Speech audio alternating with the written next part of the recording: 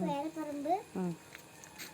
പിന്നെ അവിടെ കൊതുക് കടിക്കുന്നതാണ്. ഇവിടെ കൊതുകൊക്കെ കടിക്കും. എവിടെ കടിക്കും കൊതുക്? ആ പറമ്പിൽ കടിക്കും.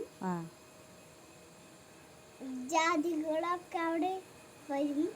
ജാതികളൊക്കെ വരും. മരത്തേലുണ്ടായി വരുന്നു. ജാതികളൊക്കെ ഉണ്ടായി വരുന്നുണ്ട്.